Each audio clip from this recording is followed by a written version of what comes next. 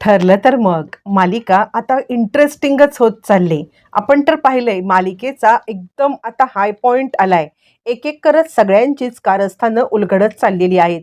नागराजचं झालं, महिपतचं झालं. आजच्या भागात तर आपण साक्षीला सुद्धा अर्जुनने पाहिलंय, हे सुद्धा पाहिलं. पण खरा इंटरेस्टिंग प्रोमो आउट असा झालेला आहे की आता फक्त साक्षी नाही तर याच्यामध्ये तिची मदत करणारी माणसं सुद्धा अर्जुनला पकडायची आहेत. म्हणून अर्जुनने सायलीला सुद्धा काही न सांगता चैतन्यसोबत काय मोठा ट्रॅप रचला आणि त्या ट्रॅपमध्ये कशा पद्धतीने साक्षीच्या सोबत प्रिया सुद्धा अडकलेली आहे. इतकंच नाही तर सचिन पण अडकलेला आहे. नक्की काय घडलंय, सगळं सत्य कसं समोर आलं, सगळ्याच गोष्टींची शहानिशा या व्हिडिओमध्ये होणार आहे.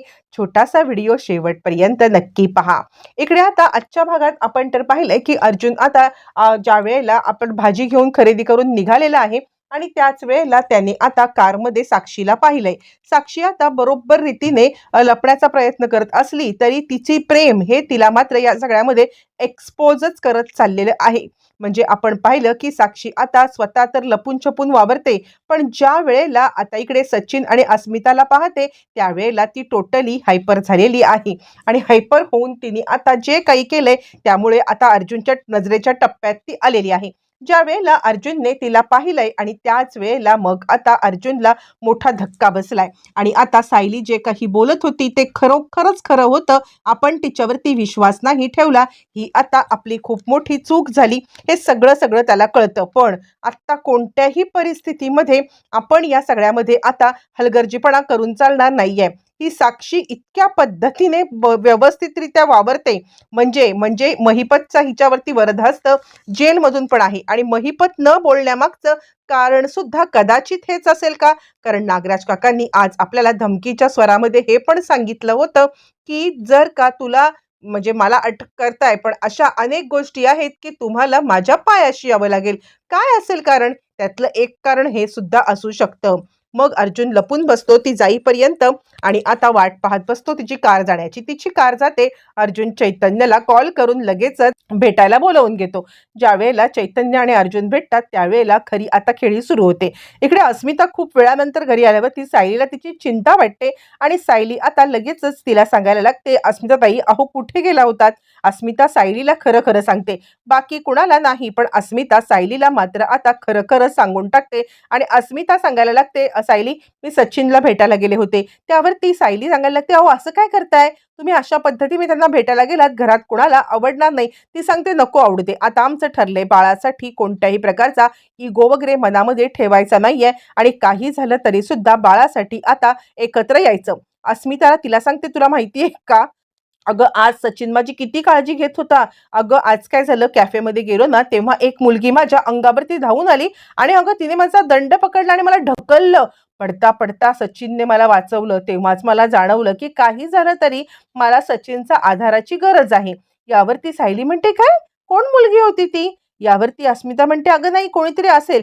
सायली म्हणते, एक मिनिट, हे इग्नोर करण्यासारखं नाहीये, कारण घरात पण तुमच्यावरती हल्ला झाला, त्या दिवशी पण हल्ला झाला तेव्हा पण एक मुलगीच होती, आत्ता सुद्धा मुलगी. तुम्ही इतकं हलक्यात का घेता, कोण होती ती मुलगी. नाही नाही, मला आता अर्जुन सरांना ही गोष्ट सांगायला पाहिजे. आणि सायलीच्या डोक्यामध्ये आता इकडे संशयाचा किडा वळवळायला लागलाय. सचिनला भेटायला गेल्यावरती हे असं झालंय कसं, आणि या सगळ्याची सचिनने शहानिशा केली नाही का, सचिनने या सगळ्यामध्ये आता शहानिशा करायला नको होती का, असा विचार करत आता टोटली ती घाबरलेली आहे.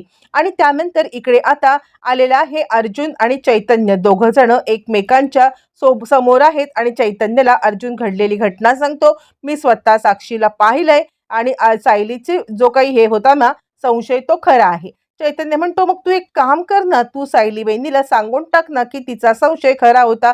यावरती अर्जुन म्हणतो, नाही सध्या तरी मी काही सांगणार नाहीये, तुला आता सांगू का, म्हणजे आत्ता जर का मी हे सगळं सायलीला सांगितलं ना तर आता आपला प्लॅन बिघडेल. मी तुला एक गोष्ट सांगतोय, कारण याच्यामध्ये ती एकटी नाही आहे. मी तुला एक गोष्ट सांगू का, ती एकटी नाही याचा अर्थ असा होतो की आता तिच्यासोबत कोण मदत करते ना हे कळलं पाहिजे आपल्याला. कारण बघ ना, महिपत बोलत नाहीये, याचा अर्थ सुद्धा काहीतरी असू शकतो ना. म्हणजे याच्यामध्ये काय माहिती, तन्वी पण इन्व्हॉल्व असू शकते. मला तन्वीवरती डाऊट आहे. मला एकट्या साक्षीला नाही पकडायचंय, मला तन्वीला पण पकडायचं आहे. चैतन्य म्हणतो, काय तुझ्या डोक्यात काय, अर्जुन म्हणतो आहे प्लॅन माझ्या डोक्यामध्ये. तितक्यात सायली अर्जुन आणि चैतन्यला फोन करून आता मात्र बोलवून घेते आणि ज्या वेळेला ती आता बोलवून घेते आणि ती आता घडलेला प्रकार सांगते आणि ती सांगायला लागते की अस्मिताबाईंवरती कुणीतरी वार केला होता, त्या कॅफेमध्ये गेल्यावरती एका मुलीने ढकललं. आता मात्र इकडे चैतन्य आणि अर्जुन यांच्या डोक्यामध्ये विषय आलाय आणि सायलीला जे काही कळायचं नव्हतं ते समजलंय. आता चैतन्य सांगतो, थांब अर्जुन, तू सायली बहिणीपासून काहीच लपवू नकोस. हे बघ, मी तुला एक गोष्ट सांगतो आहे, म्हणजे खरं सांगायचं तर आता तिला सगळं सांगून टाक. सायली म्हणते काय झालं? मग अर्जुन सगळी गोष्ट सांगतो जी लपवायची होती, पण आता सायलीने जे सांगितलंय त्यानंतर विषयाला एक वेगळंच वळण येत आहे. आतापर्यंत फक्त डाऊट होता तो म्हणजे साक्षी आणि प्रियावरती. आता याच्यामध्ये कोणीतरी वेगळं आहे हे मात्र अर्जुनच्या लक्षात आलंय. मग त्यानंतर अर्जुन सायलीला सांगायला लागतो, मी ज्या वेळेला भाजी घेऊन येत होते ना त्यावेळेला मी साक्षीला पाहिलं. सायली म्हणते, बघितलं ना, मी तुम्हाला म्हटलं होतं की साक्षी जिवंत आहे.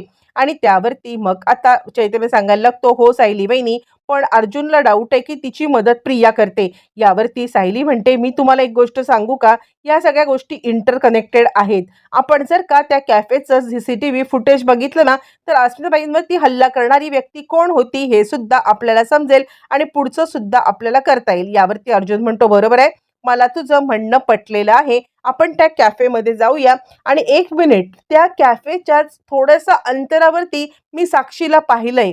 काहीतरी हे इंटरकनेक्टेड आहे. 100% तुझं म्हणणं मला पटतंय. आपण त्या कॅफेमध्ये जाऊया. कॅफेमध्ये जाऊन आता ज्या गोष्टी घडतायत ना तिथले CCTV फुटेज बघूया.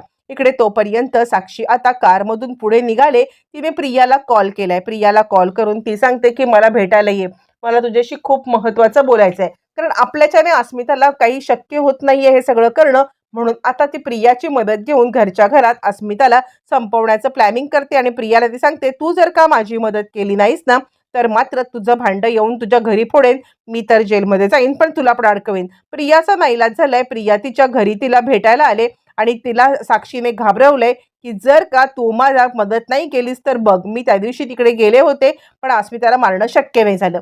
बरं, तोपर्यंत हे सगळेजण कॅफेमध्ये आलेले आहेत. कॅफेमध्ये आता इकडे त्यावेळेचं CCTV कॅमेऱ्याचं फुटेज पाहिलं जातं आणि नेमकी आता साक्षी तिकडे आता दिसत आहे.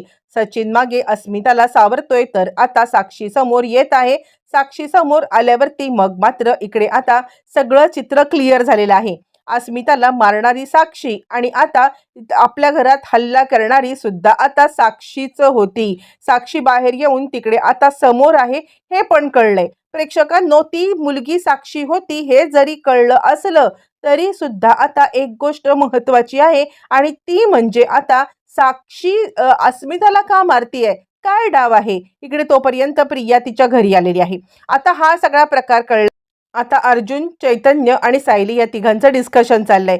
सायली सांगते, 1 मिनिट, आपल्याला ही तर गोष्ट कळाली की साक्षी जिवंत आहे. एक गोष्ट जरी समजली असली ना तरी सुद्धा ती अस्मिताबाईंवरती हल्ला का करते हे अजून समजलेलं नाहीये. त्यावरती मग आता इकडे चैतन्य सांगतो, मी एक गोष्ट सांगू का, म्हणजे माझ्या डोक्यात काय आलंय बघ हा अर्जुन, या 2 घटनांच्या वरून आता काय समजतंय मला. म्हणजे बघ, तुला पटतंय का, तुला राग येईल मी बोललो तर, पण मला असं वाटतंय की सचिन आणि साक्षी. यावरती अर्जुन एकदम चिडतो आणि त्याला पटकन आठवतो. तो म्हणतो, 1 मिनिट चैतन्य, मी ज्या वेळेला म्हणजे रंगेहात पकडलं होतं ना, मी ज्या वेळेला बघितलं होतं सचिनला एका मुलीसोबत, सेम टू सेम इतकेच केस असलेली मुलगी त्याच्यासोबत होती आणि आत्ता जो साक्षीने लुकआउट केलाय ना तो लुक त्याच्याशी मॅच होतोय. चैतन्य, तुझं म्हणणं अगदी परफेक्ट आहे. तुला कळतंय का, मला एक गोष्ट समजती आहे की या सगळ्यामध्ये काहीतरी कनेक्शन होतं. ते कनेक्शन हेच आहे. आता एक एक एक एक कड्या कशा जोडत चालल्यात बघा. म्हणजे ह्या तिघांना कळलंय साक्षी जिवंत आहे. एक, साक्षीची मदत प्रिया करते हा संशय आहे, पण साक्षीने अस्मितावरती हल्ला केला याचं प्रूफ सुद्धा आहे. आणि आता चौथी गोष्ट म्हणजे अंदाजे आता चैतन्यने सांगितलेलं की साक्षी आणि आता इकडे म्हणजे सचिन यांचं अफेअर आहे हे जाणून घेण्यासाठी लगेचच अस्मिताला कॉल केला जातो. अस्मिताला सायली सांगायला लागते, ठीक आहे अस्मिताबाई, तुमचं म्हणणं असं आहे ना की तुम्हाला सचिनसोबत हे करायचं आहे, म्हणजे तुम्हाला सचिनसोबत आता एकत्र राहायचं आहे. एक काम करा, तुम्ही सचिनला कॉल करा आणि तो कुठे आहे काय आहे विचारून घ्या. आपण त्यांच्याशी जाऊन बोलूया. आम्ही बोललोय असं बोलू नका, तुम्हीच त्याला विचारा की तो कुठे राहतो, काय करतात सध्या, कुणाच्या सोबत आहे. असं म्हटल्यावर ती अस्मिता फोन लावते. सचिनला फोन लावला ती म्हणते, सचिन हे बघ आता ना आपण घरच्यांना सगळं सांगूया की आपण दोघं एकत्र राहतोय. बरेच दिवस हे सगळे लपवाछपवी आहे ना, ही मला काही जमत नाहीये. त्यामुळे तू एक काम कर, तू सांग कुठे राहतोस तू, मी तुला भेटायला येते. यावरती सचिन सांगायला, नकोस नको अस्मिता, तू इकडे येऊ नकोस. मी तुला भेटतो. कुठे भेटायचं सांग, घरी येऊ का? यावरती अस्मिता त्याला सांगायला लागते, अरे सचिन पण तू कुठे राहतोस? तोपर्यंत प्रेक्षकांनो या लोकांनी मुद्दामच मोबाईल ऑन केलाय आणि आता सचिन कुठे राहतोय याचं लोकेशन ट्रॅक करण्याचा प्रयत्न केलाय. फायनली सचिनचं लोकेशन सापडले. अर्जुन सांगतोय, आपलं काम झालंय. अस्मिताबाईंनी तिचं काम केलेलं आहे. फोन करून नकळतपणे मदत केले. आता ज्या ठिकाणी सचिनचा मोबाईल ऑन आहे ना, तिकडे जाऊया. जर का या दोघांचं खरंच अफेअर असेल तर साक्षीची पण तीच तिकडेच राहण्याची, साक्षी सुद्धा तिकडेच राहत असणार आहे. झालं, प्लॅनिंग ठरलंय. हे लोक घरी आलेत. घरी येऊन मग आता सायलीने सगळ्यांना आपलं प्लॅनिंग समजावून सांगितलंय आणि सायलीने अर्ध सत्य सांगितलंय. म्हणजे अस्मिता आणि आता साक्षी यांचं अफेअरचं न सांगता सायली सांगायला लागते, अस्मिताबाईंवरती हल्ला करणारी जी बाई, त्याच बाईला पकडण्यासाठी आम्ही चाललोय. यावरती कल्पना म्हणते, सावधान सायली, तू या सगळ्यामध्ये आता स्वतःला त्रास करून घेऊ नकोस. हे बघ, एक काम कर, काही झालं तरी सुद्धा कोणाची तरी मदत घे. सायली म्हणते, मी एकटी नाहीये, मी आहे सोबत, चैतन्य भाऊजी पण आहेत आणि हे सुद्धा आहेत. यावरती आता इकडे लगेचच सांगायला लागते, ती म्हणजे आता प्रतिमा तिला, की हे बघ, काही झालं ना तरी सुद्धा तू न स्वतःची काळजी घे. आणि त्यानंतर मग आता सायली निघाले. इकडे आता प्रिया आणि अस्मिता ह्या दोघी जणी रूम मध्ये आहेत. तोपर्यंत अस्मिता तिला सांगतेय, हे बघ, म्हणजे प्रिया आणि साक्षी रूम मध्ये आहेत. साक्षी म्हणते, हे बघ प्रिया, तू काय करायचंयस, तू अस्मिताला संपवायचंयस. घरामध्ये असल्या कारणाने तुला ही गोष्ट सोपी जाणार आहे. काहीही झालं तरी सुद्धा तू या सगळ्यामध्ये आता मात्र हार मानायची नाहीयेस. मी तुला आता या पद्धतीमध्ये सांगते, तेवढंच ऐक. असं म्हटल्यावरती मग लगेचच आता इकडे प्रिया म्हणते, अगं पण माझ्यावर डाऊट येईल ना. त्यावरती ती म्हणते, हे बघ, मी आहे ना, तुझ्यावरती डाऊट येण्याचं काहीच काम नाहीये. असं म्हटल्यावरती मग आता प्रिया इकडे तयार होते. म्हणजे तिचं भांडं फुटणार असतं. पण तोपर्यंत प्रियाला माहित नाहीये की ऑलरेडी आपलं भांडं फुटायला निघालेलं आहे. आपण या सगळ्यामध्ये आता ऑलरेडी अडकलेलो आहोत. पूर्णपणे आपण आता म्हणजे आपल्याला ट्रॅप रचून पकडण्यात आलंय. इकडे तोपर्यंत सायली, अर्जुन, चैतन्य आणि आता रविराजांना सोबत घेऊन जायचं चाललंय. म्हणजे जेणेकरून काहीही झालं ना तरी सुद्धा आता रविराज या सगळ्यामध्ये इकडे आपल्याला मदत करतील. मग रविराजांना सत्य सांगितल्यावरती रविराजांना खूपच मोठा धक्का बसलाय. काय बोलतोस, साक्षी जिवंत आहे? यावरती अर्जुन म्हणतो, फक्त इतकंच नाहीये तर आता तिला मदत करणारी फक्त प्रिया आहे असा आम्हाला दाट संशय आहे. असं म्हटल्यावरती रविराजांना तर आता धक्काच बसलाय आणि रविराज या सगळ्यामध्ये चांगलेच गडबडलेत. मग प्रेक्षकांनो, जे लोकेशन आता इकडे सचिनचं भेटलेलं आहे त्या लोकेशनवरती सगळेजण ज्या वेळेला पोहोचलेत आणि त्या वेळेला आता मात्र दार वाजवल्यावरती अस्मिता आणि प्रिया टोटली घाबरल्यात. घाबरून आता त्या लपण्याचा प्रयत्न करतायत. पण त्याच वेळेला पोलिसांना घेऊन आता धाबा बोलत हे सगळेजण निघालेत. ज्या वेळेला सगळे निघालेत ह्या दोघी गडबडल्यात, कोण आलं असेल? अस्मिताला इकडे आता साक्षीला वाटते की सचिन आलाय, म्हणून आता ती इकडे दार उघडण्यासाठी नको सांगत आहे आणि त्याच वेळेला प्रिया लपण्याचा प्रयत्न करते. पण आता धाबा बोल करत इकडे मोठा गहजब झालेला आहे. लगेचच आता पोलिसांनी हल्ला केलाय आणि पोलिसांनी हल्ला करून यांना पकडलंय. यांचं सत्य एका झटक्यात आता मात्र पकडलं गेलेलं आहे. प्रेक्षकांनो, या दोघी जणी टोटली गडबडल्यात. आपल्यासोबत काय होते हे काही समजायला मार्ग नसताना अचानकपणे आता झालेला हल्ला किंवा अचानकपणे आपल्यावरती आता इकडे पोलिसांनी टाकलेली धाड, यामुळे साक्षी, प्रिया घाबरल्यात. घाबरून आता पळण्याचा प्रयत्न करतायत. पण पोलिसांनी त्यांचा खेळ ताबडतोब तिथे संपवून टाकलेला आहे. प्रेक्षकांनो, जबरदस्त टर्निंग पॉइंट येत चाललाय आणि मालिका जबरदस्त टर्निंग पॉइंटवरती येते. रविराज प्रियाकडे पाहत आहेत, साक्षीकडे पाहत आहेत, कुणालाच काही बोलायला कळत नाहीये. आता या सगळ्यामध्ये पुढे नक्की काय घडणार, येणाऱ्या भागामध्ये सगळं समजणार.